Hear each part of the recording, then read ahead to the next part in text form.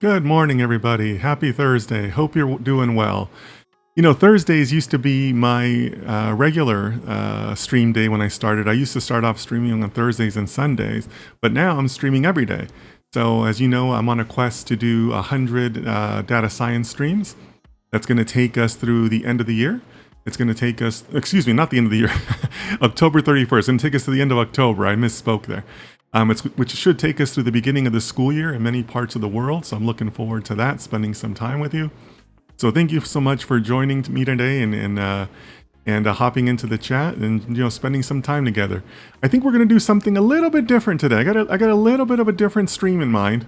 We're gonna have something that might require a little bit more audience participation. So I'm going to be relying on a lot of feedback from you guys today. So get your thinking caps on today. It might require you to participate a little bit. But we're going to do something different, but we always start with our global roll call. So please let us know where you're checking in from. Let us know your city, state, country. Just let us know where you're from. I like to do this to keep everything inclusive. That way everybody can participate, even though they may not have a data science question or they're just curious about data science or whatnot. You don't have to be advanced or anything to participate. So just let me know where you're from, and kind of go from there. I'm already seeing some check-ins and some early people today. That's awesome.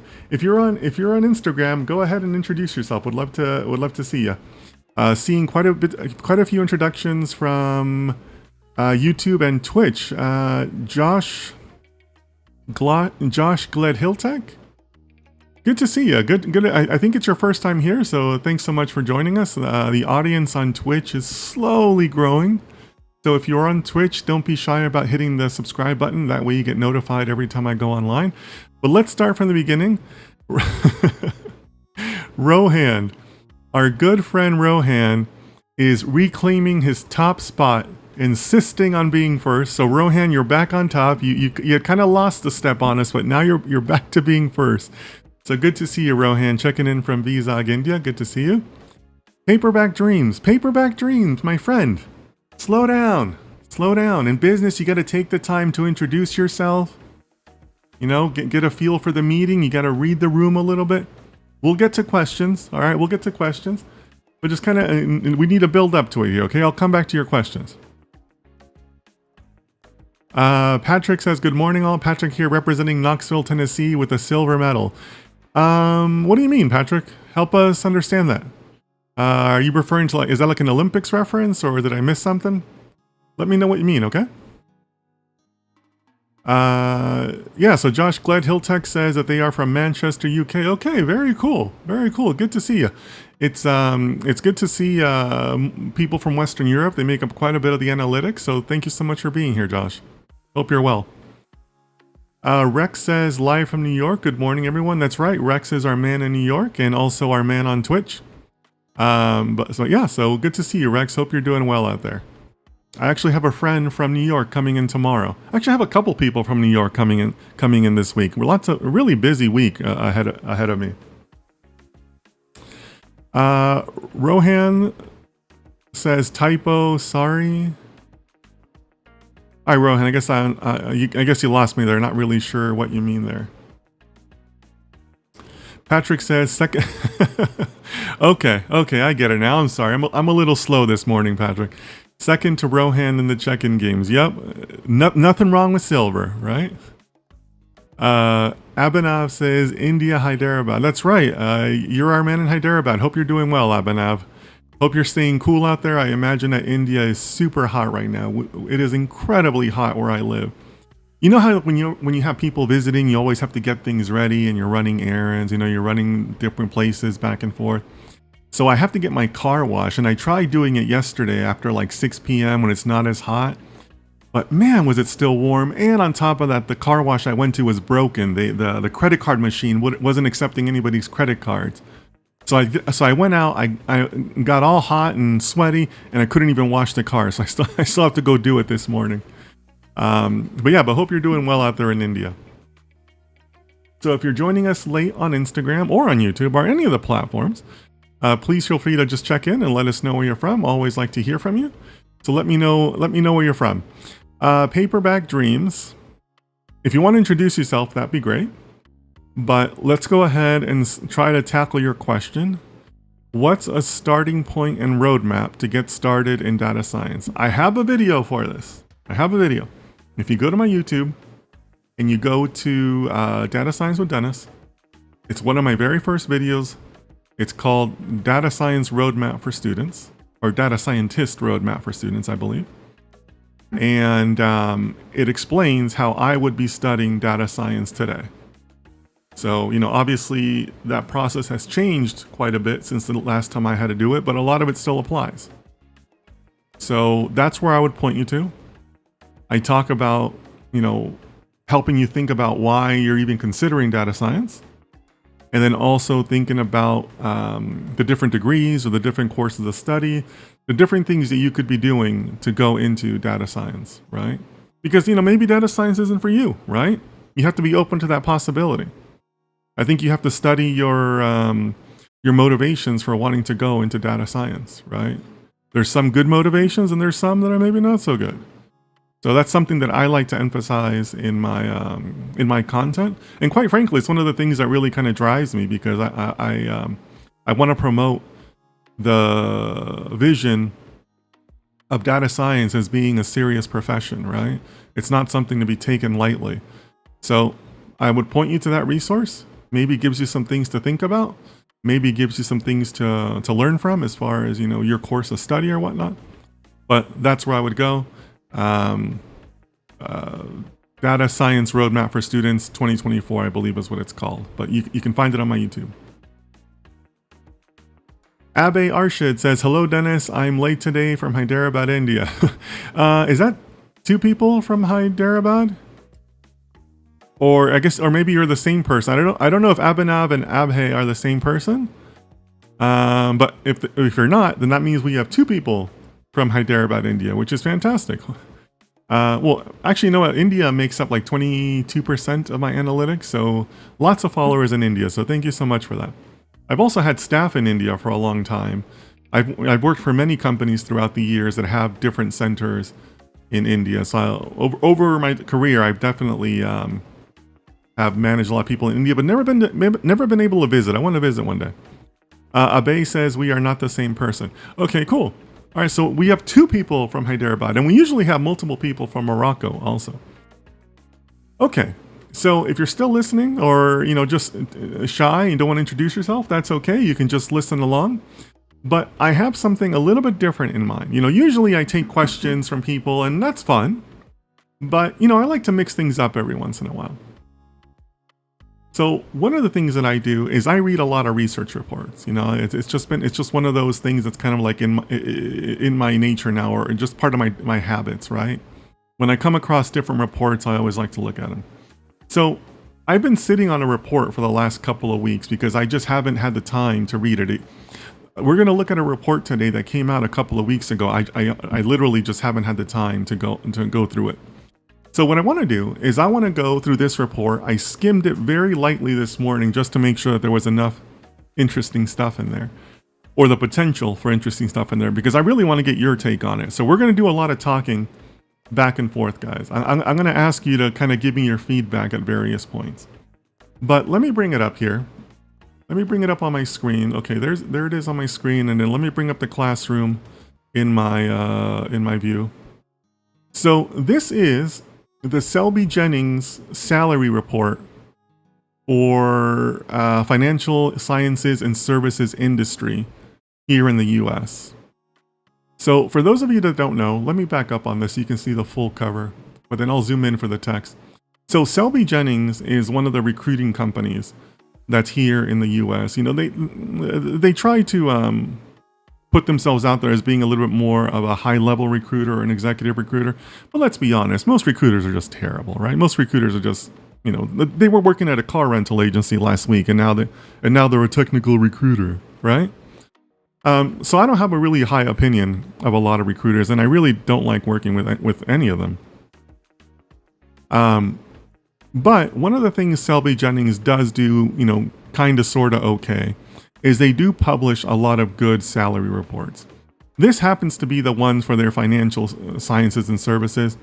They do others for data-oriented jobs. They just came out for one today for investment management jobs. They do more like traditional IT jobs also, you know, like DBAs and system admins. They come up with all these salary reports. And this is one of the things, you know, that I do see them do well. So I do want to give them credit for that. So I thought that maybe we could all go through this and pick out some of the things that are in the report.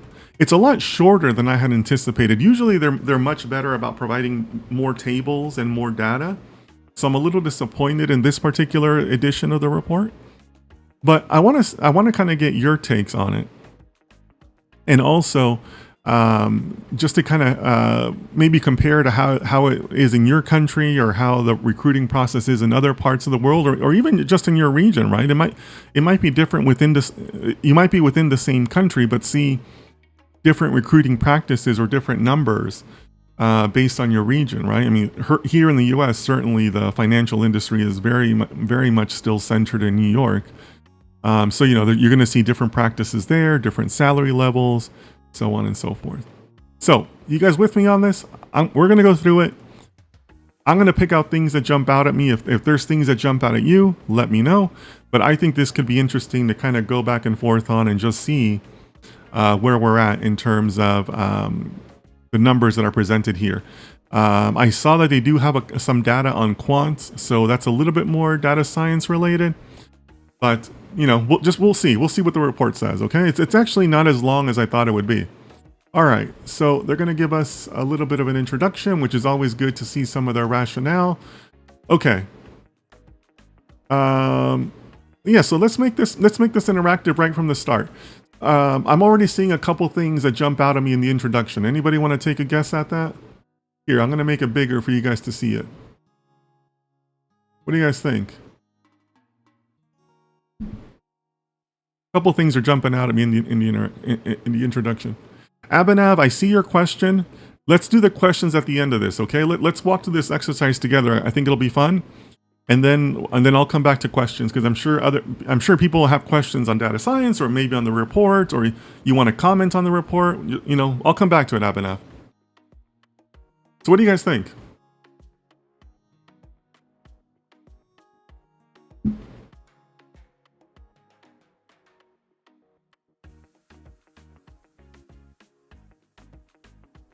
Anything jumping out here?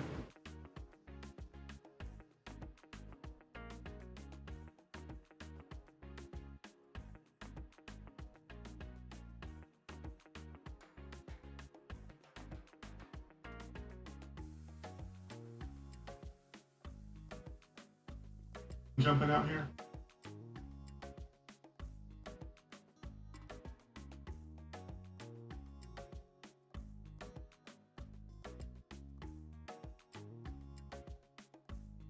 Nobody yet? Really?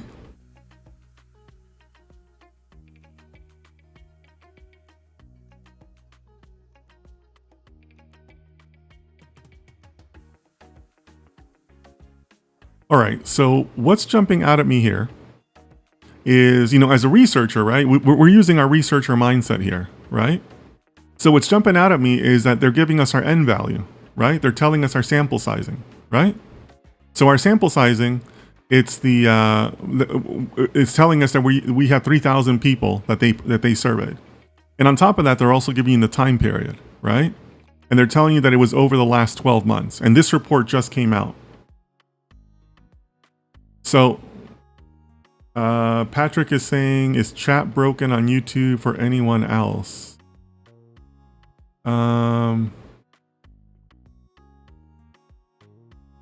That's weird. Maybe there is a problem there, Patrick. Let me know what you find out. But what's jumping out at me is that we should always know like the scope of the study, right? And the scope is 3,000 people were surveyed, and it was over the last 12 months. So maybe let's say it was like the last half of 2023 and the first part of 2024, right? So we got to keep that in mind, right? Kind of sets the tone or sets the parameters for the study and how to keep these numbers in mind. So that's the first thing that jumps out at me, and I want to know that basically from any research that I read, right? And most research papers know this. They're going to start off with that, okay? All right, so now they're giving us a little bit of an executive summary here. So their first finding is 65% of people said their base salary had increased, okay? 31% reported no change, and 4% said it actually decreased. And then here we have more information. 53% said the salary had increased, but by only 1 to 10%. So of this 65%, 53% of that only said it was 1% or 10%. So in other words, it's kind of a small change, right? Or, you know, said another way, it was maybe just like an inflationary adjustment with which a good number of the companies in the US do tend to do, right? So what do you guys think? Does that sound like, is there anything surprising there by that number? And then here it also goes on to say that 59% are looking for at least 11 to 30% salary increase to move, right? Because they're basically saying if I'm going to go into a new role, I want at least 11 to 30%. What do you guys think about that? Is that enough to make you move from one job to another? Kind of an interesting finding, right? That they would say it has to be at least 11 to 30%. What do you guys think? Put it in the chat and let me know. Is that surprising to anybody? If you're working, did you get a raise last year? Or maybe you didn't, right? 31% said no change. 31% is actually a pretty high number. Patrick says that 1 to 10% doesn't feel like it offsets inflation. That's exactly right? If anything, it's probably below that. I mean, inflation in the US, for those of you that are outside of the US that don't know, has really increased quite a bit over the last 2 to 3 years. Some people are putting that estimate at about 20 to 25%, you know, depending on the commodity, but certainly for things like groceries, the price has gone up. So yeah, you're right, Patrick. 1 to 10% really kind of used to be the standard, but that may not be enough anymore, right? It's hard. It's hard to justify you know, just a 1% or 2% increase. Anybody else having numbers here that jump out at them? You know, in one thing that's coming up in my mind is does the 31% represent a risk of those are the people that you could be losing, right? Because 31% is a lot, but those people are not just going to sit there and do nothing, right? They might decide to move on, right? You could be alienating the people in that 31%.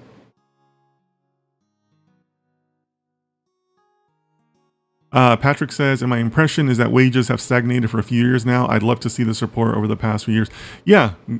I mean, you're on the right track there, Patrick. You should always be concerned with the trend lines, right? We'll see as we get further along. But yeah, I mean, this report I don't think does trend lines. You know, you'd have to go back to each individual one.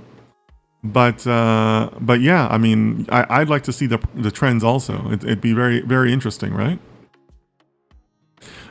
Joseph says, hello, Dennis. Hope everyone is great. Yeah, I feel that I've only seen 2% per year. Yeah, Joseph. I'm the same way. You know, 2%, maybe 2.5% seems to be like the token raise. But for current conditions, it's nowhere near enough. All right, so let's see if anything else is jumping out at here. Okay, so now they're giving us an idea of the salary ranges of the people. 27% said their current annual base salary is 101 to 150,000. 25% it is 151 to 200,000. Okay, so that gives you a little bit of a quartiles understanding, right? It doesn't say whether these are the bottom quartiles. I'm assuming these are probably like the bottom middle and top middle quartiles. But yeah, so 101 to 150, 150 to 200K is where we're at. Okay, Abe, I love you bringing in the India perspective. Quite opposite when compared to India. The increment is bare minimum here, which is actually bad. So Abe, you're referring to the 1 to 10%? So and also you're implying that there's a prescribed minimum raise in India? What is that number? I'm curious about that. So I love that we can all talk about this and kind of, bring a global perspective to it. So Abe, let us know what it would be in India, or, like give us some hard numbers to think about as far as like how this would compare in India. I'm interested in that. Okay, so like I said, we have some quartiles that gives us an understanding of what salary ranges we're talking about. I'm not surprised by this, right? For most financial jobs, especially if you're in New York, these are, relatively reasonable quartiles from what I have seen, from what I've experienced. I did live and work in New York for a time. All right, let's move on. Let's see what else they have in this amazing study.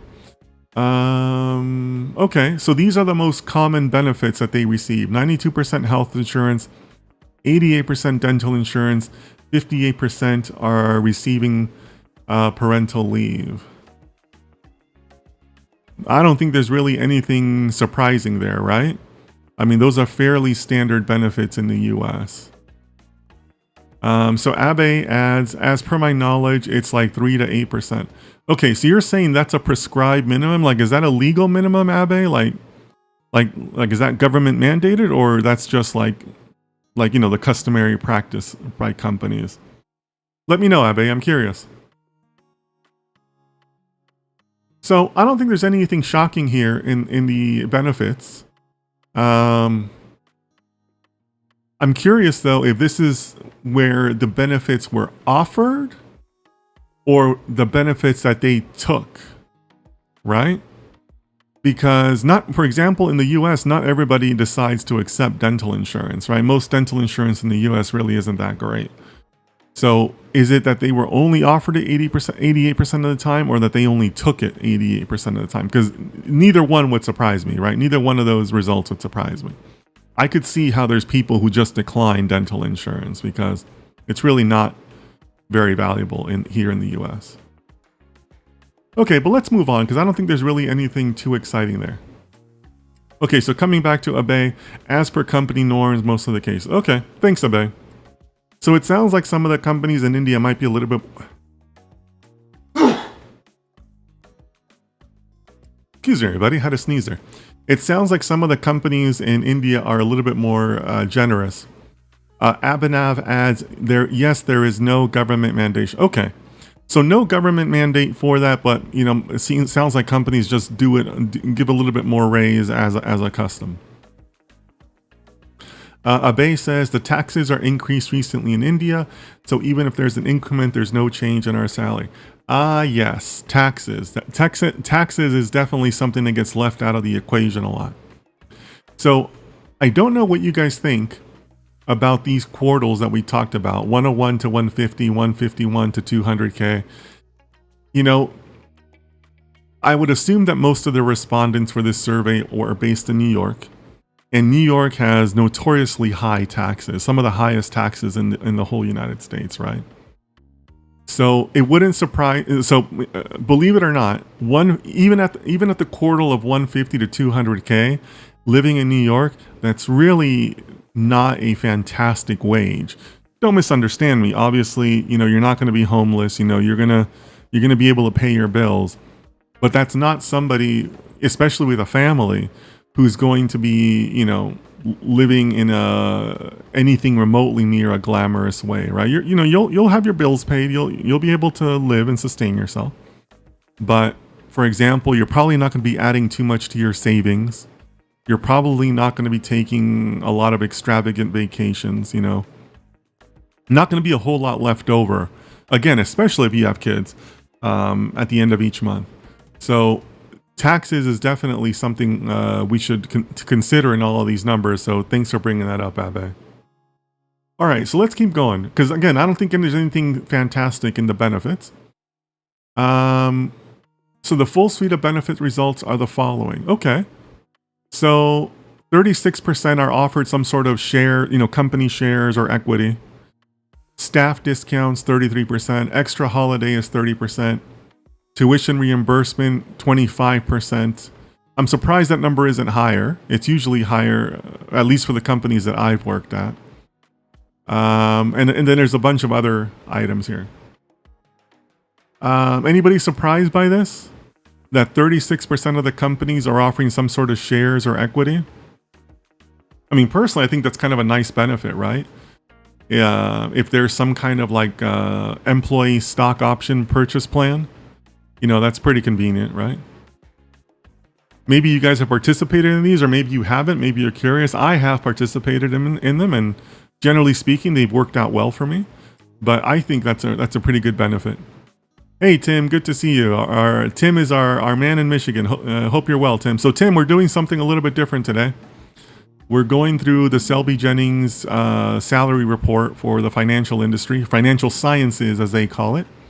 So there's some results in here relating to quant trading, which is kind of tangential to data science. So I thought we'd kind of go through it and have some fun today and do a little bit of a different stream. So thanks for joining us, Tim. Abe says, yes, Amazon does in India. Not sure about how it's in the US. Okay, so they offer share ownership in India. Cool. Very good to know. I really think that, that's one of the things that's, I personally think it's a great benefit. I try to take advantage of that, because I try to save for my retirement. I don't want to work for the rest of my life, right? I try to put money away for retirement. So I think it's a great benefit, but that's just me. Patrick says, it makes me wonder what types of companies the respondents work for. Do larger companies usually give shares? So Patrick, this particular report is specific to the financial services industry, and financial sciences is what they call it. Let me go back to the cover. So it's the Financial Sciences and Services Industry Compensation Survey. So in my experience, because I do have a financial services background, a lot of those companies offer some sort of share purchase program. Or maybe you work in private equity and you can buy fractional shares into the fund, or same thing for hedge funds. Some credit card companies, that are publicly traded might also offer shares, right? Or sometimes, your part of your bonus is paid in stock options. It just kind of depends on you and the plan you have overall with the company. But for these particular respondents, I think it is going to be more common than, say, like if you were to look at the survey for like the straight IT jobs, or even some of the straight data science jobs. You might not get option, company participation for if you're just a data scientist, right? So I think that for this particular audience, this number is probably higher. It's skewed higher because, it's kind of a common thing in financial services companies to, let you have part of the company in some way. So Joseph says, for the stock plans, I have definitely seen this trend, mainly via REUs. Yeah, I think you're right, Joseph. That's definitely becoming more popular, especially among like the main companies and, kind of tech companies in general. I've definitely heard of that too. Now, there's also the downside of it, right? Where you end up getting like these shares in startups as part of your compensation package. And at that point, the startup is just like a privately owned company, right? It's not publicly traded in any way. So are those worth anything? Maybe, maybe not. It's kind of a crapshoot on your part to accept those as part of your compensation because, by and large, a lot of them aren't going to be worth anything, right? You're right about the trend, Joseph. And to me, I've been seeing those and I've been offered those types of shares, really since like the early 2000s. When startups kind of became more of a thing, right? But it can be risky to accept them depending on how mature or immature the company is. All right, so let's keep going here.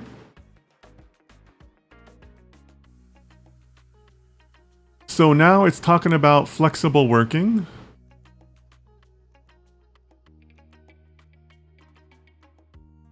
Oh, so this is interesting, guys. Look at this one. 55% say they would accept a new job offer even if it required them to be in the office full time. Okay. What do you guys think about that? 55% of the respondents said they'll take a new job offer even though it required them to be in the office full time. So no more remote work. What do you guys think about that? To me, that's slightly alarming, right?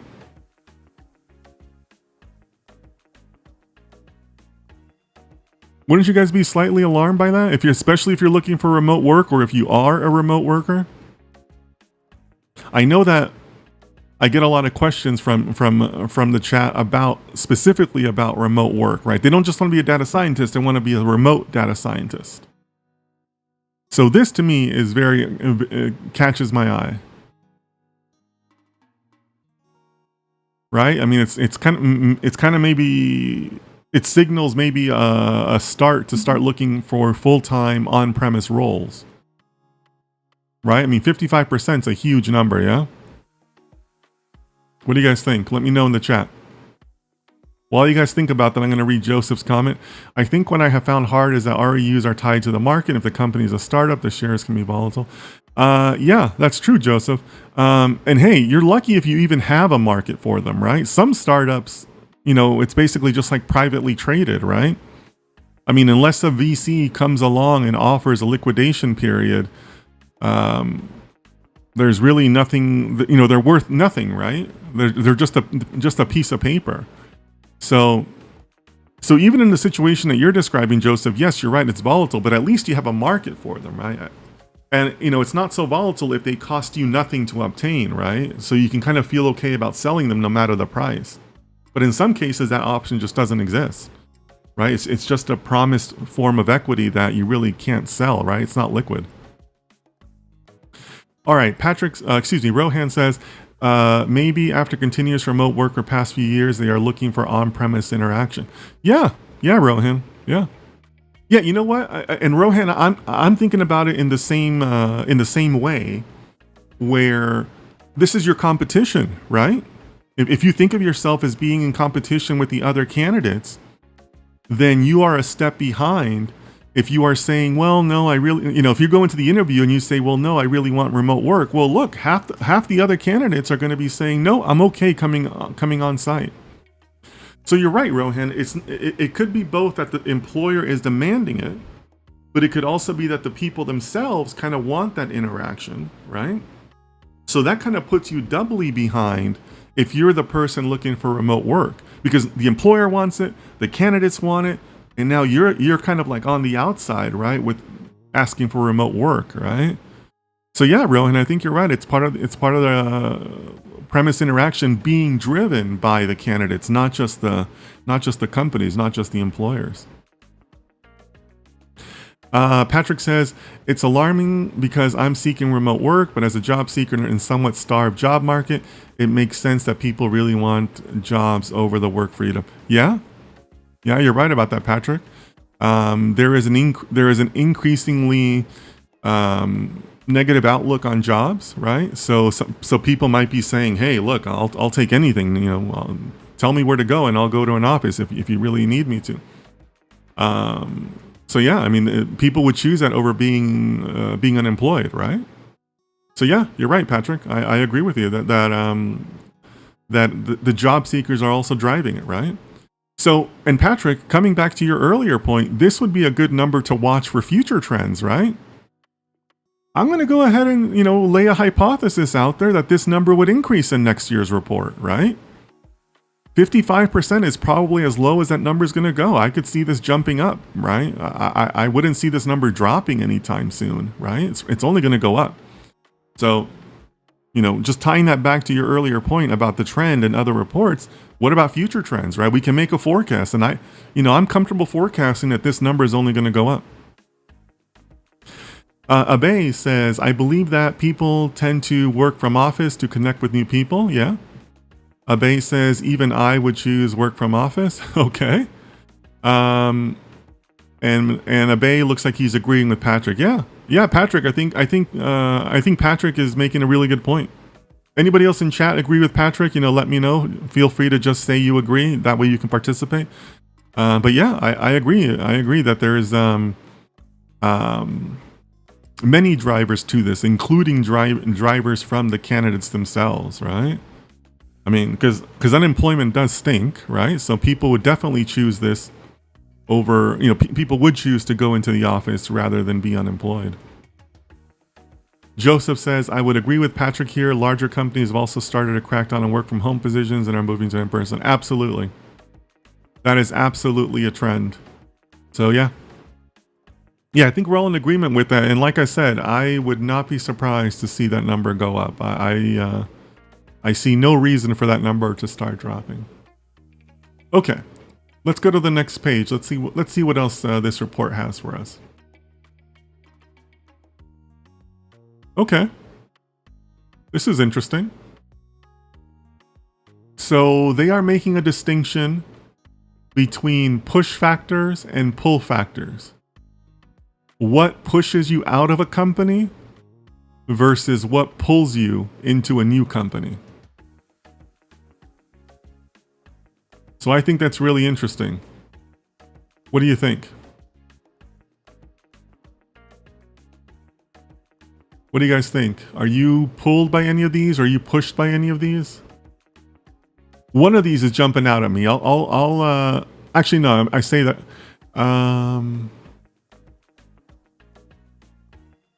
two of these are jumping out at me. I won't tell you which ones because I don't want to bias the conversation, but two of these, one of the pushes and one of the pulls is jumping out at me. Rohan says agree with Patrick. Yeah, I think most of us agree with Patrick,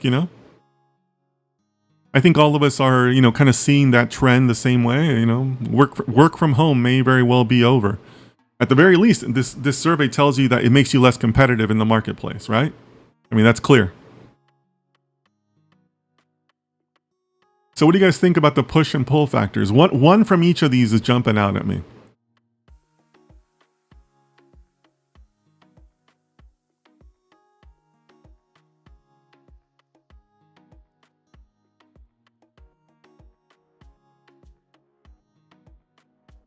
Tim, I am seeing your chat on Instagram, but not in my chat program. That is weird. What is going on there?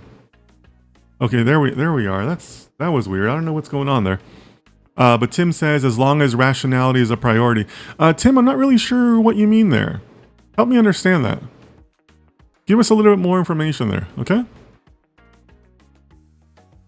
Okay, so Rex, jumping in from Twitch, says negative workplace culture is a big push factor for me, and good manager is a big pull factor for me. Great input, Rex. I appreciate your openness on this. So let's see. Negative workplace for you would be your top one, but it's only 63% as a push factor, which is kind of surprising, right? So that means 37% of people are putting up with a negative workplace. That's kind of crazy, eh?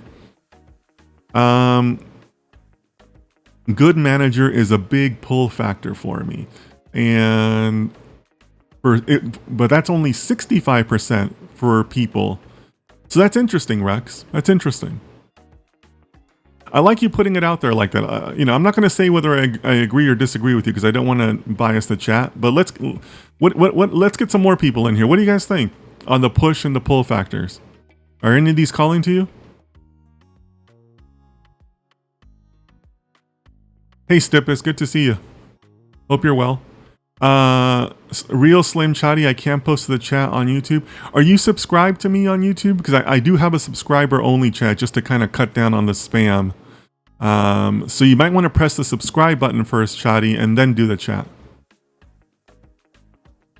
Referring to a decision to go into a workplace rather than unemployment, I was being younger. Okay. Yeah, I agree with you, Tim. Lots to think about there, right? When you make the decision to return into the office, right? Patrick says, I think the disparity between money-based factors versus quality of life factors is interesting. I completely agree with you, Patrick. Yeah. Yeah, I agree. That's one of the things that's kind of jumping out at me here, right? Obviously, there's a lot of, the top two factors are money based, right? So I'm on board with that observation. The thing that's really kind of jumping out at me is this one here, the 51% push for changes to role, manager, or company. Because to me, that is number one. That is number one. I want to be working for good people. I want to be working for smart people. Because one, that's how I do best, just knowing myself and my career. And two, if you have that, then everything else takes care of itself, right? If you have good people, then you're going to have that good work-life balance. You're going to have the good workplace culture. You're going to feel challenged, right? Like if you have a good manager, none of these other ones make sense or come into the equation, right? You eliminate all of these. Maybe the bonus and the salary side, sometimes those decisions are outside of the manager's hands, right? So that can be a little dicey. But if you have a good manager, you'll be fine, right? You'll have the work-life balance. You'll feel like you're in a positive culture, like you'll be fine. And I know I did this early in my career where I was in a situation, I was working for an entertainment company. And I had this great boss. This is all in the US, by the way. I was working for a company in Beverly Hills. I was living in Beverly Hills at the time. Everything was fantastic.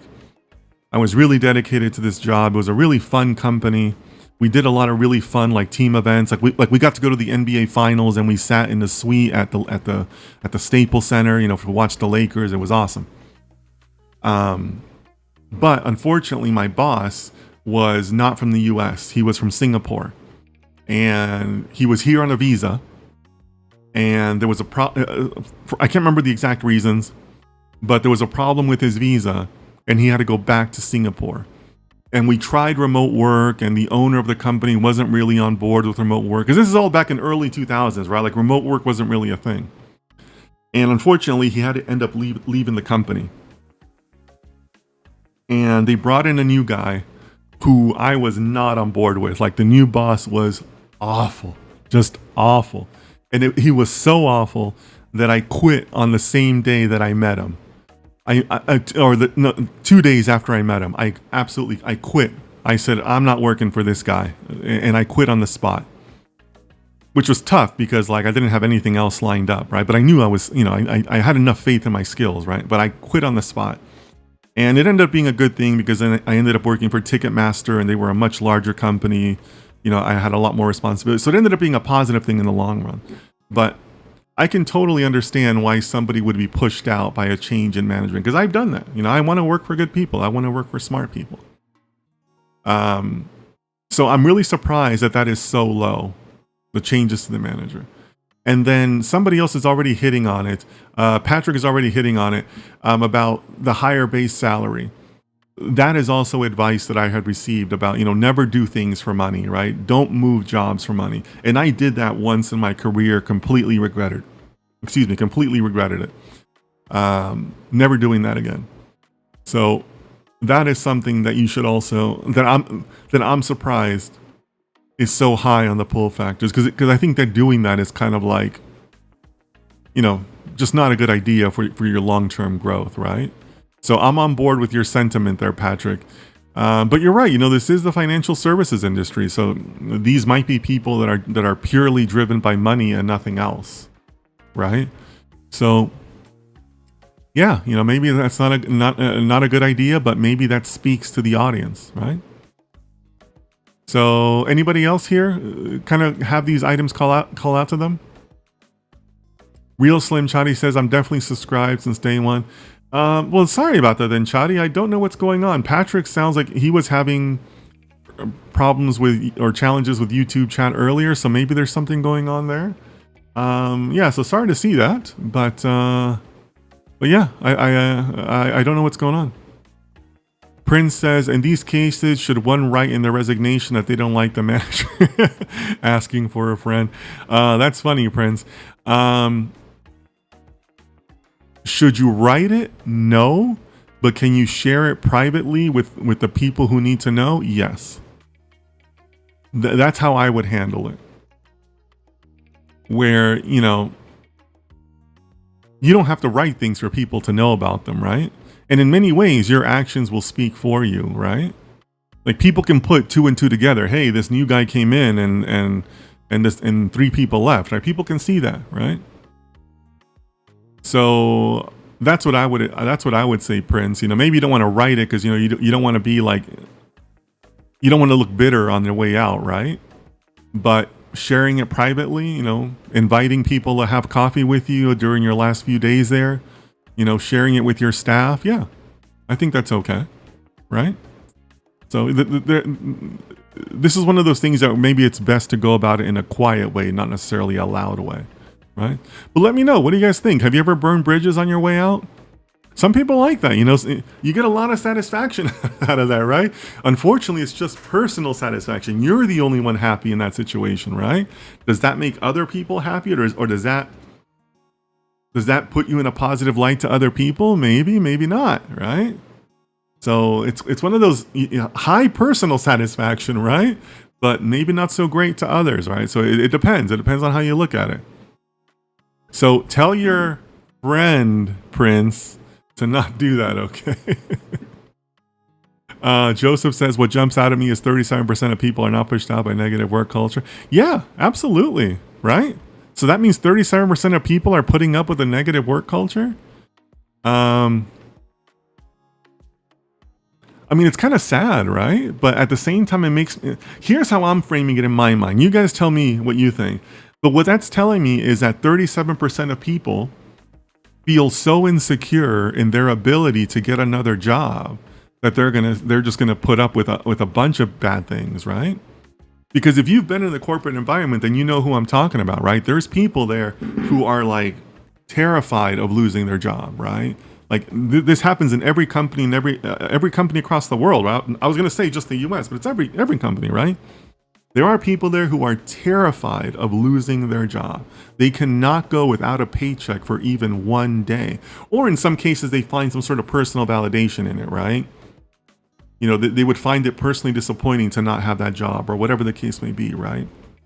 But they are holding on to that job with white knuckles, right? Like they just cannot let go of it. So could that be 37% of the people? Yeah, I mean, I've met more than just a few in my career. I don't know if it was 37%, right?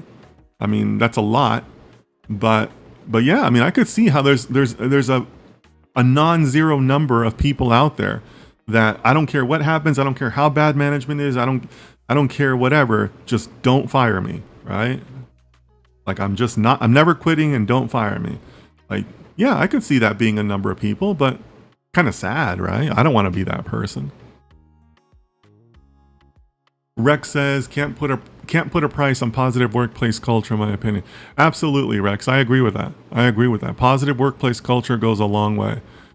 You know, and one of the things I found too, guys, and you tell me, you know, if you've seen this, is that you can be within a big company that maybe doesn't have a great culture, like maybe they're not fantastic at it, but in your little slice of that company, you know, maybe your region, or even down to your job function, or even just your team, like the immediate 5 people that you interact with, can be fantastic, right?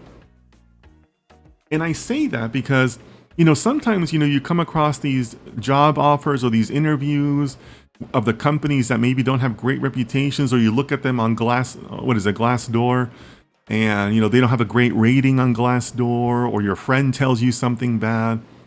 Don't write off those companies, because there can still be good teams, like good sections within those companies, right? I mean, you might work for a company with like 100,000 people across the world, but you really only interact like on a consistent basis with like a dozen people, right? Maybe even less, 5 to 10 people, right? So keep that in mind too, right? That you can still kind of, you know, kind of like bloom where you're planted, you know, is that saying we have in the US. You can still have a really good team, even though your overall company may not have the greatest culture, right? So keep that in mind. But I agree with you, Rex. I'm all about, you know, who am I going to be working with, right? You got to tell me who I'm going to be working with. Because if that's good, then a lot of these things kind of take care of themselves, right? So I gave you guys a lot to think about there. Let me know if you've come across those people that are just holding on to the job for their dear life, right? The 37%, right, as Joseph points out, right? That will put up with anything in the workplace. And that happens, guys. That happens. It's sad, but it happens. All right, let's go on. Good stuff there.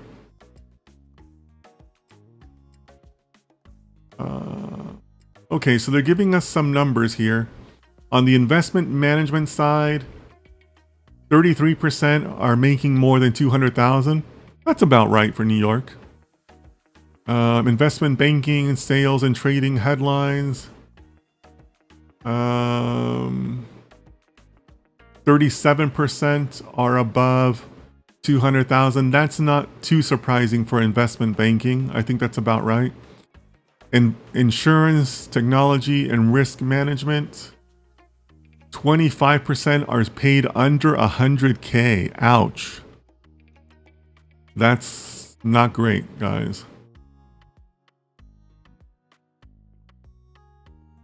Nearly 50% of technology professionals receive shares or equity. Okay.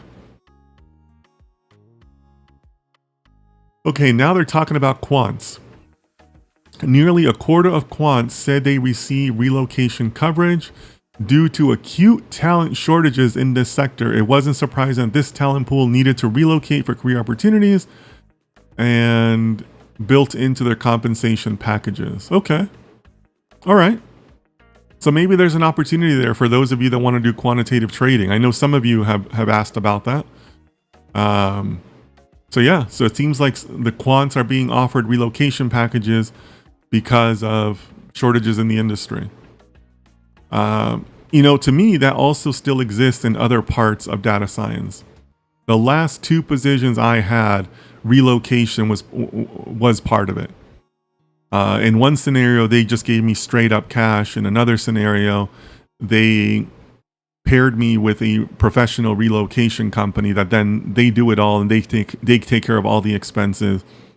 And they do it in a very like white glove type of way where like they will come and they will move you and you don't have to lift a finger. Like they will pack everything for you. They wrap everything. And it's like 100% taken care of for you. So yeah, I mean, I think that it definitely holds for quants. And I've definitely seen it hold for data science. I've experienced it. So I could see why, that's part of the package because there are still shortages for, the truly talented quants and data scientists out there. Okay, so it looks like they're going into their summary. We're already on page 8 of 10, so we're nearing the end of this report here, guys. So large number of regulatory changes. Okay, so financial services professionals need to stay ahead of salary movements to be able to attract and retain talent and also for their own careers. Yeah, so I think we've already identified one, right? If you're looking for remote work, you're already behind the 8 ball, right? So I think that's something that we can all take forward. What else? Okay, that's nothing else that's interesting in there. About Selby Jennings.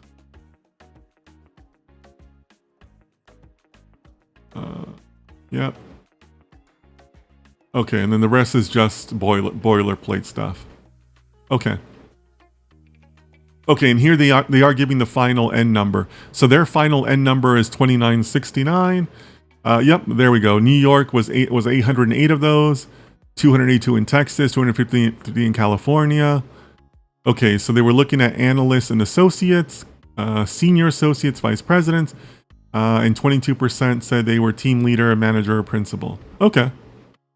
So a pretty good mix across the different levels. Yeah. 808 were based in New York. That's not surprising for financial services. What's jumping out at me here is this. Texas could be skewing these results. Because Texas, for those of you that are not in the United States, is a state that does not have state income tax. So on a salary basis, a salary of $100,000 in Texas is worth a lot more than a salary of $100,000 in New York. Significantly more, right?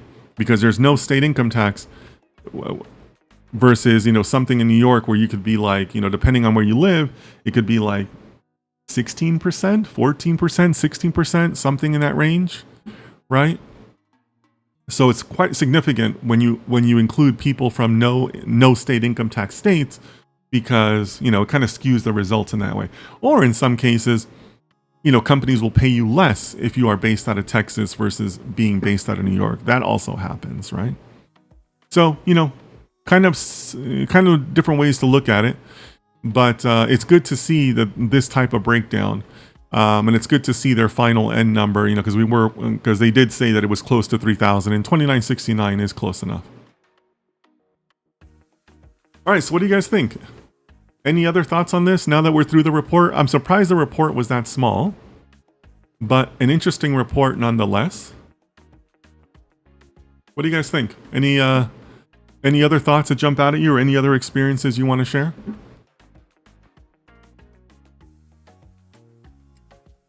Or any other questions you guys have on, what I've seen in terms of salaries and moving jobs and things like that?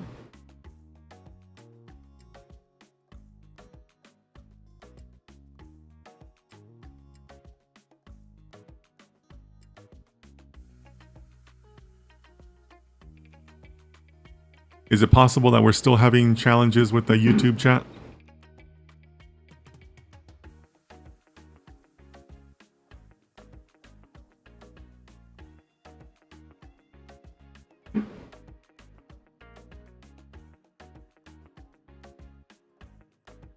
Real Slim Shadi says, would it be useful to explore people's definitions of words? Yeah, maybe. Are there particular terms that you think are... Well, I'm assuming you mean that some of these terms can be subjective to people, right? They mean different things.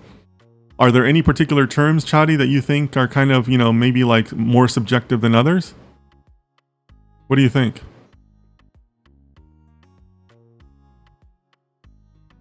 I mean, maybe there are some things we should take the time to clearly define for everyone.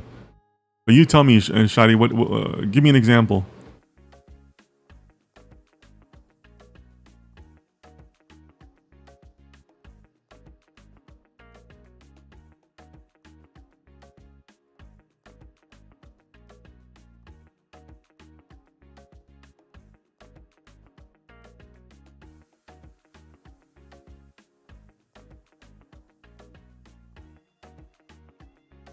Okay, so Real Slim Shadi says, for instance, my good manager would be different from other people. Yeah. You're absolutely right, Shadi. So what do you guys think? You guys want to speak to that? What makes up a good manager? I can think of some things that I look for or that I appreciate in a manager. But again, I don't want to bias the discussion. So what do you think? Does anybody want to kind of give their own definition? Or maybe, Chadi, you want to kick us off. What is your definition of a good manager? Because you're right. You're absolutely right. There's many ways to define that. Patrick says there were a lot of interesting things in the report, and I think I am just mulling them over right now. Okay, cool. I might post this report in the Discord. I'm going to have to create a separate channel for documents because I want to kind of keep those separate from the chat. But I might put this up on the Discord, or you're welcome to sign up for it on the Selby Jennings website. They have a big website. Again, I wouldn't recommend them as recruiters because I typically don't have a positive view of recruiters. But yeah, I mean, I thought it was an interesting report.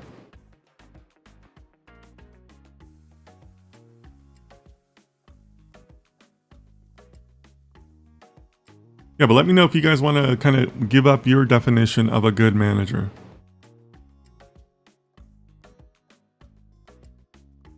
I know to a couple of you this was kind of an important thing to have like that positive culture, positive management.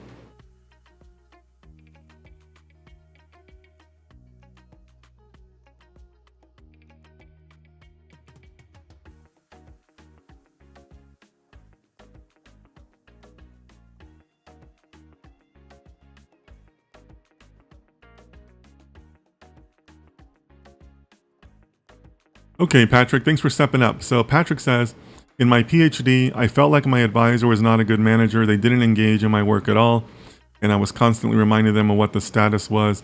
How does this compare to industry? Yeah, sure. That happens, right? There's plenty of cases where managers are overworked or just plain not keeping up with what you're working on, right? So yeah, that happens, Patrick. Where maybe they're scatterbrained or they're just not very organized, right? That definitely happens. Real Slim says someone who knows that you're talented enough. Yeah, okay, I get that. I can relate to that. Now, see, Chadi, when I say I relate to that, I think about like that really carries out into basically that they're empowering you, right? They're trusting you, right? And I think that's really what it comes down to. It comes down to empowerment. And that's what I try to do when I manage people. I try to show my trust and say, hey, you know what? You're here for a reason. I asked you to do this for a reason. It's because you're a smart person. So go for it. Right? So I think that's what you're getting at, right? And yeah, talented enough to do things differently. Yeah. But I think that's rooted in trust. But you let me know, Chadi. Rex says, agree with Chadi. Sometimes the same person interacts differently with different people. So factors like good manager can be quite subjective. Well, Rex, I don't think that's the same thing.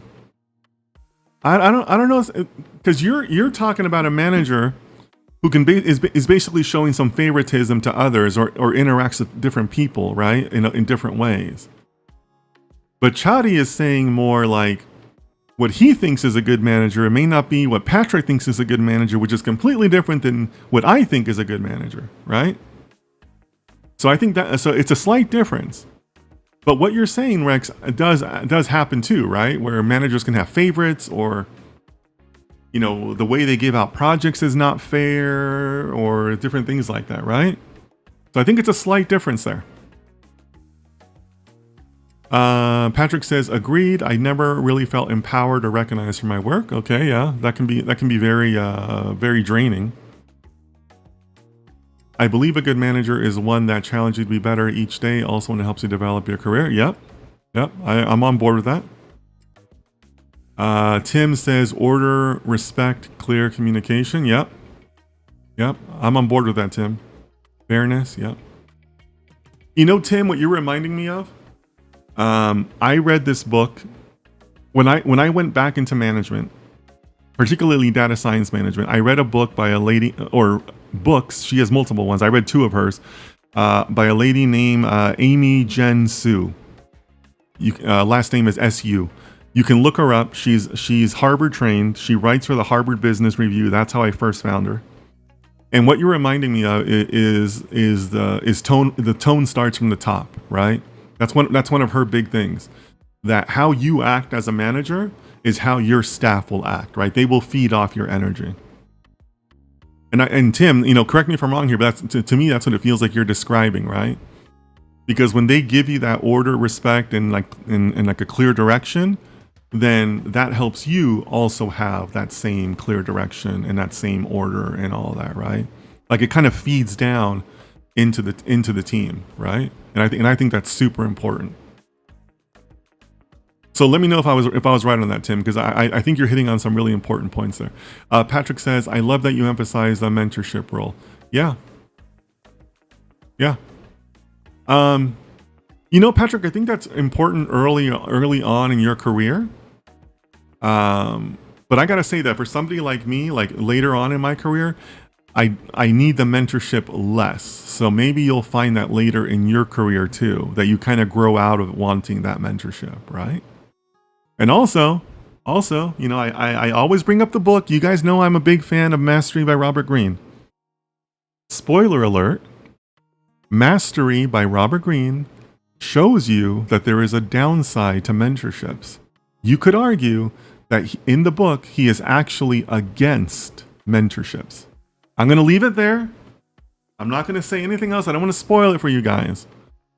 But mentorships can be a negative thing, so be careful. All right, so if you haven't read the book, you got to read it. But he's actually, I would say, I'm not going to put words in his mouth, but I would say that the book shows that he is against mentorships, and you might be too after reading the book. Okay? So I don't want to say more than that. You may call me Tim says yes. Okay, so I hope I captured your thoughts there, right, Tim? Shadi says, more importantly, a manager who knows the difference between the company materials and what's on the ground. Yeah, that's also important, for sure. For sure. So I'll give you guys my answer to this. Because again, I wanted to let the conversation flow, and you guys are bringing up some really good points. And like I said, I don't need the mentorship, and I'm really big on tone from the top. But the answer that I would give, and again, this is me at my stage in my career, is I've learned, I read this and I've seen this to be true. A good leader does not want a bunch of yes men around them. Or, the word is sycophants, right? A good leader does not want a bunch of sycophants around them. A good leader will appreciate when people around them say, hey, I love you, but I think you might be wrong on this. Here's why. And I have seen that in some of the best leaders that I admire. They do not want you to always just like nod your head and just go along with everything they say, right? A good leader will appreciate that in you. So that's what I look for.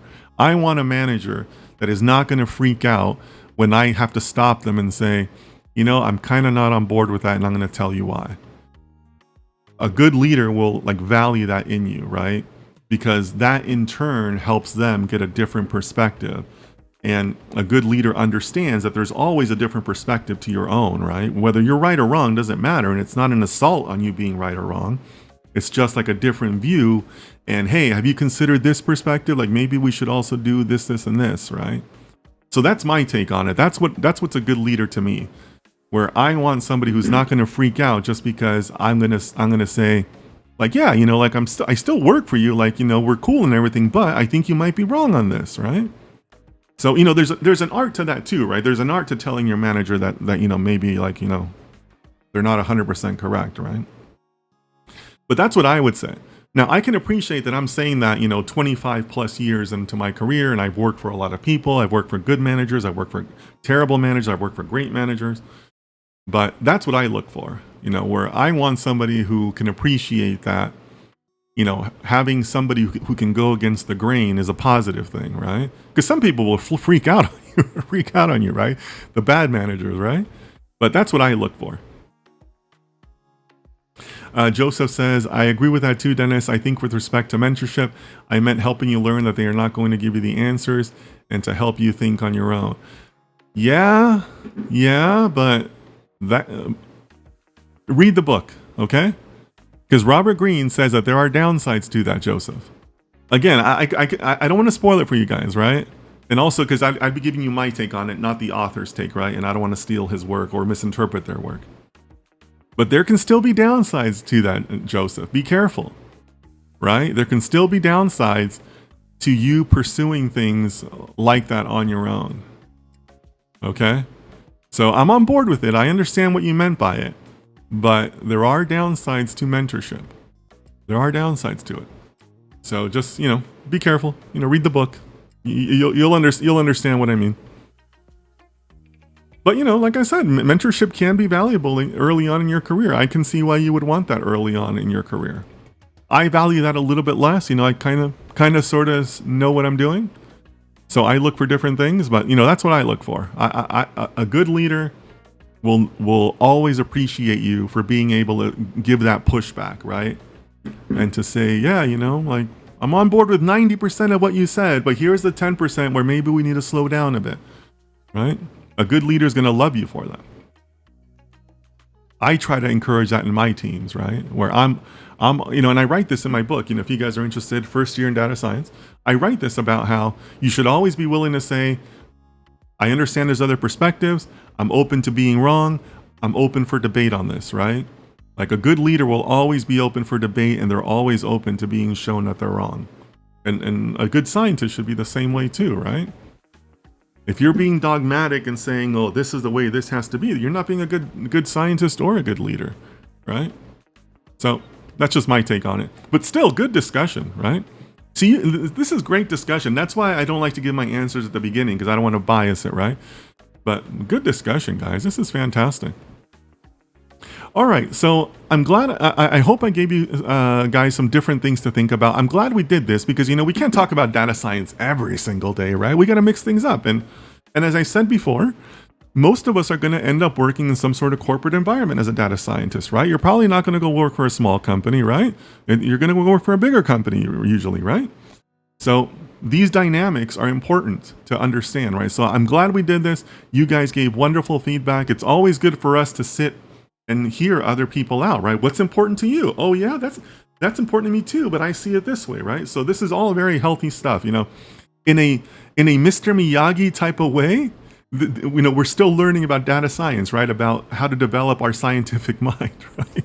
So I hope you guys found that beneficial. Patrick says everyone should get your first data science for now. Oh, thank you so much, Patrick. I really appreciate that.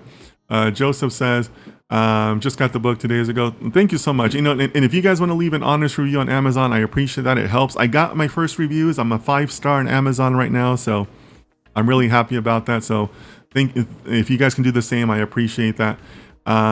Rex says it was really insightful going over the report. Love it. Well, great, Rex. I'm glad you found it helpful. I'm trying to bring you guys a variety of content that's still obviously data science oriented. Sunday, we are back to our class. I finished the materials this morning. It's going to be an interesting class. So Sunday, 1500 GMT, if you want to join us for the Introduction to Statistical Learning book. We're having a good time with that. We're at the halfway point. This Sunday's our halfway point, so I'm really excited. It's going really well. So thank you guys so much for spending the time with me today. I apologize. It looks like there might have been some chat issues or whatnot. So sorry about that, but I think we still had good discussion. I'll see you guys again tomorrow. Take care of yourselves. Take care of your friends and family around you. And I'll see you next time.